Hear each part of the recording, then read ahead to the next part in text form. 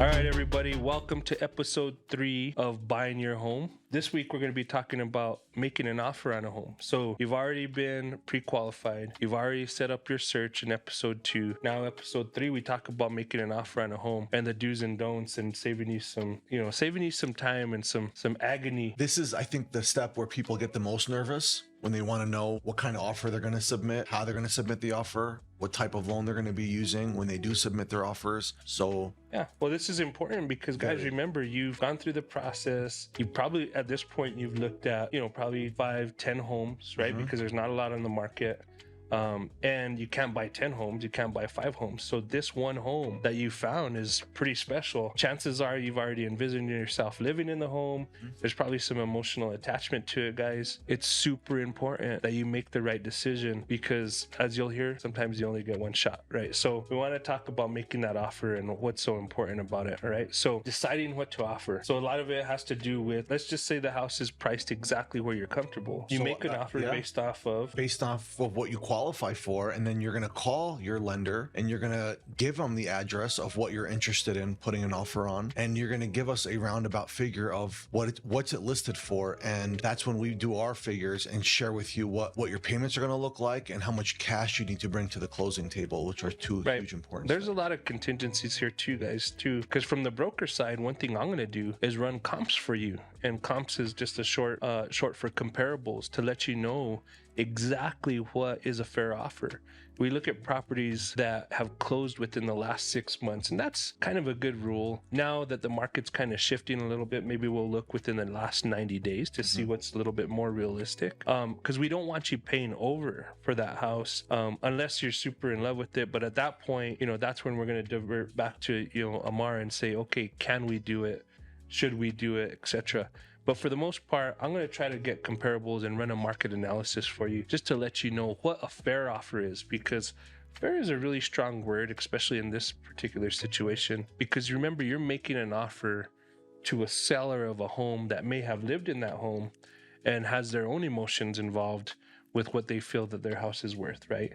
And so when we make that offer, we want to come from a position of strength and have actual knowledge of other properties that have closed that are very similar to this property, that maybe have similar upgrades, similar amount of bedrooms, bathrooms, the lot size is similar. So you really got to lean on that broker, with the experience to show you and have that transparency of what homes have sold for, so you can make the right offer. And then at that point, we get over to Amar. Now, that's how we establish what we're going to make an offer. Now, a lot of times, guys, if you see a house, maybe it's only been on the market. Again, it just depends. 2 days maybe or a day. Yeah, then we got to ask ourselves, okay, how long has the property been on the market? Guys, if the property's been on the market for 1 day, you're probably not going to be making a below list price offer. Now, you can, but my disclaimer is going to be that probably won't work out too well. And I will tell you that because I think a good broker should have the courage to tell you what you need to hear, not what you want to hear. Okay, so if you ever ask me, hey Joe, what should I offer? The property's been on the market for 1 day and I've shown you the comps of the property and this thing's priced right on the money. It's probably in your best interest to write a very clean offer, and we could talk about what that is going forward. Now, if the property's been on the market, now average days on market in Albuquerque, it's January 2023, average days on market is about 30 days. That's average. But if the property's been on the market for 120 days, now we can start talking. Then you have some leeway there, and a lot of it has to do with your numbers as well. I mean, some people want to ask for put in an offer that's over what they qualify for, and that's going to require some homework that we have to put together. And we've seen that just a little bit of that, right? So let's just say, okay, guys, now this is something that you guys have heard of. Maybe if you've been looking around within the last 10 years, there's a popular phrase, which is multiple offers. What is a multiple offer situation, Amar? So we've seen those a lot, especially in 2020 and 2021 when rates were lower. Now that rates are a little bit higher, I mean, we still see them, believe it or not. We do. And honestly, if you have multiple people bidding on the same house, that's considered a multiple offer situation. And that's when the listing agent usually comes back to the buyer's agents and says, hey guys, we have 3 or 4 offers on the table. Come back at us with your highest and best, which is now that's sometimes, guys, that happens sometimes. And remember, guys, we've been leading you from episode number 1, right? Setting up proper expectations, getting you pre-qualified, getting you pre-approved, walking you through the process, showing you different homes, showing you what the value of the market is. So now at this point in time, when you're making an offer on a house, you're making an offer from a very educated point, a position of strength, knowing exactly what this house is worth, by this point. Okay. So if we're in a multiple offer situation, one of the things that I'm going to do is lean over to you and say, hey, how much do you like this home? Because that's kind of where we're at right now. When you have 2 to 3 competing offers, the price isn't going down, guys. I think, it's pretty fair to say that the price is going up. Simple economics, supply and demand. This house is more than likely the only house that's out there. It's got 3 offers on it. Price is going up. And then you're going to probably lean on a good broker and you're going to say, hey, Joe, what should I offer? And I'm going to push back and I'm going to say, well, what's your max comfort level? Because let's say the home is 300,000 and that's your comfort zone, but this thing could go up to 320,000. Is that something that you want to do? I'm going to ask you that, because my job is to get you that home if you want it. And of course, you're pre-qualified for that and pre-approved for that. But do you like the payment that comes along with that? Do you like the monthly obligation that comes along with that? We got to be very real, because the time to back out of this deal isn't a week after we have it under contract. Exactly. It's actually right now. So there's some very serious decisions that need to be made, because I'm the type of broker that if you put me on it, then I'm going to do everything I can to get that for you. Now, just because if there's a multiple offer situation doesn't mean that the seller is going to look at every offer. That's why it's important from the very beginning, we've been leading you down this, to include a very strong pre-qualification letter, and also to align yourself with a broker such as Amar that will call the listing agent. Do that on every deal that goes out. So why do you do that? I like to brag about my borrowers without disclosing any personal information, of course. I love to call the listing agent and let them know that my borrower has been pre-qualified and pre-approved. We already have a approved underwriting, a conditional approval from an underwriter that's already looked at the file, or an automated underwrite that's approved. And why do you do that? I like to give them peace and comfort on the listing side, so they can share that with the sellers and say, wow, this person's already been pre-approved and pre-qualified and already had their documentation looked at. So, and because that email that we send over with the pre-qual letter isn't going to speak for itself, right? You put the emotions towards it. Definitely. That's a huge competitive advantage. And then when do you make calls like that? As soon as the offer goes out, I let them know there's an offer sitting in your email. Saturday night. Doesn't matter what time or what day it is. As soon as that offer goes out, that listing agent will get a call from me. And guys, I can tell you from a competitive advantage, I'm a listing agent. I have buyer's agents that represent me at the Maez Group. It's best practice that my buyer's agents get with Amar to call that listing agent and let them know how strong our borrower is.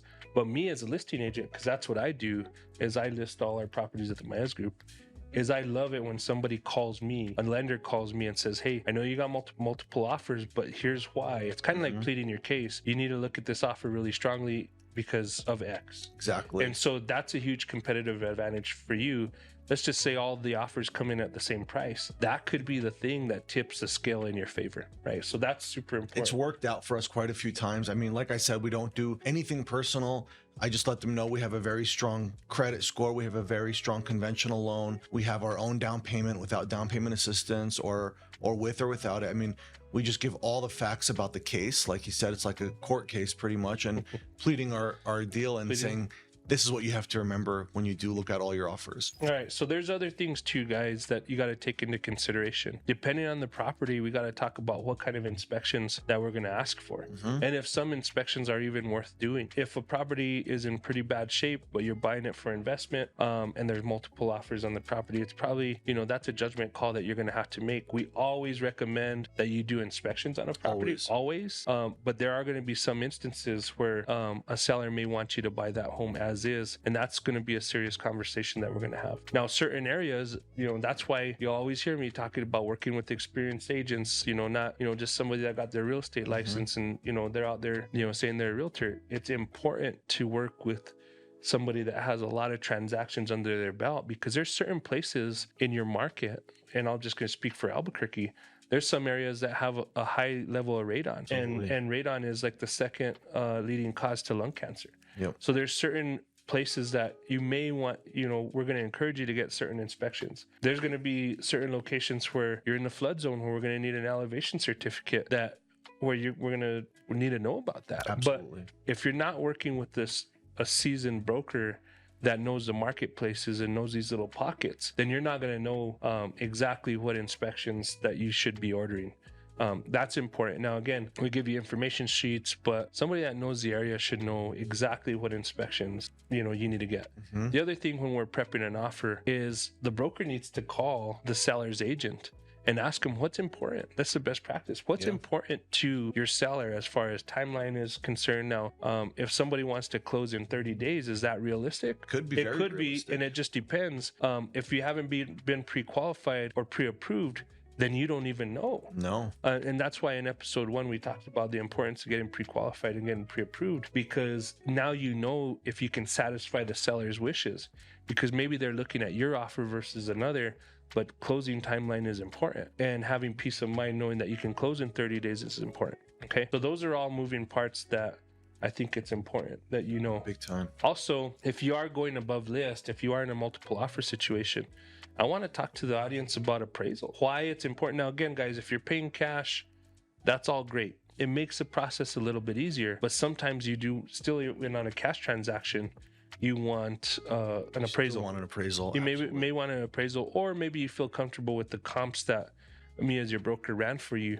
But let's talk about appraisal, Amar. Like, people are in, especially in some of the price points, like for first-time home buyers, we're getting into multiple offer situations. Absolutely. Why should the appraisal be a topic of discussion? So appraisals are a very, very important part of the process. An appraisal gives the lender the opinion of value of the home. And what the appraiser does is basically do their own set of inspections, pretty much. I mean, it's not like an inspection, but it is at the same time. So they're going to inspect the home, make sure it's livable, of course. They're going to run their own comparables, just as Joe has on his side. And they're going to use those comps in the appraisal and make sure that the home is in good standing condition and that the lender is going to lend their money on this home as collateral, so that everything backs out when it comes to the value of the property compared to what you're paying for it. So let's just say we got in a pretty heavy multiple offer situation and we're, comfortably approved up to 325. The property is listed at 300. Follow me here, guys. It's listed at 300. Our buyer says, hey, let's bump up the offer to 320. I'll authorize up to 320. I really like this house. We've seen that a lot in 2020 and 2021. So that happens, and then we're in the process, and the house only appraises for $300,000, just like the price it was listed for. But now our buyer has committed to $320,000. What do you see happening in situations like that?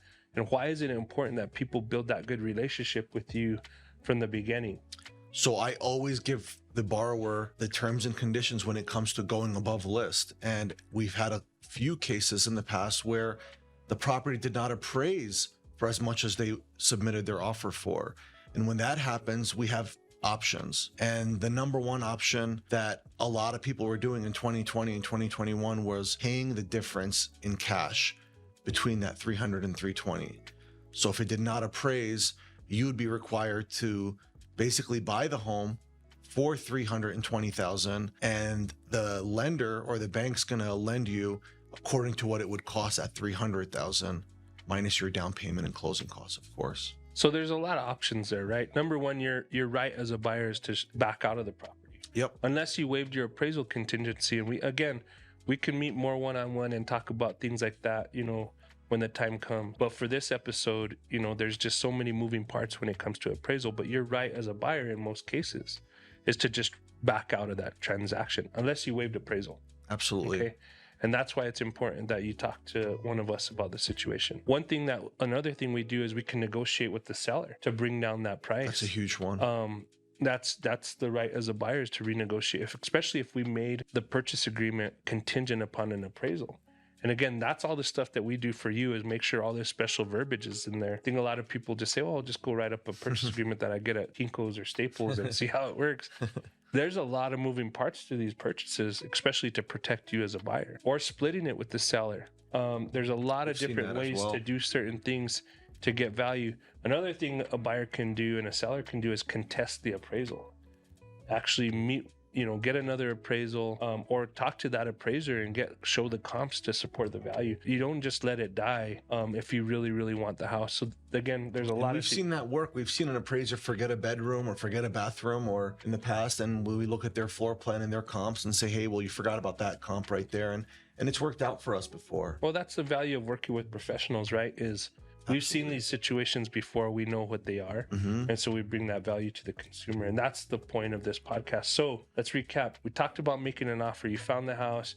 We made the offer. We talked about questions to ask yourself, when you're talking about making an offer, right? Exactly. How much do you want the house? What's the value of the house worth? So we've run comps for you. Your brokers run comps to talk about what fair market value. Remember that word fair. We talked about multiple offer situations. What gives you a competitive advantage there? Talking to Amar about what your threshold is for what to offer. We talked about making an offer depending on, what's customary if the house has been on the market 1 day, if it's been on the market 120 days. We talked about that. We talked about the value of knowing the area and what inspections you should get and ask for.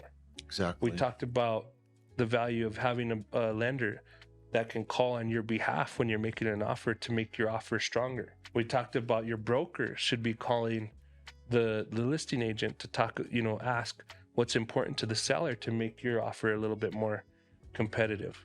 We talked about all those things. And then we talked about appraisal and some of the little nuances that come up with appraisal. So that right there, guys, is the offer making process. We want you to join us next week when we talk about opening escrow, which is now you're under contract, now you're pending closing. Your offer's been accepted. Your offer's been accepted.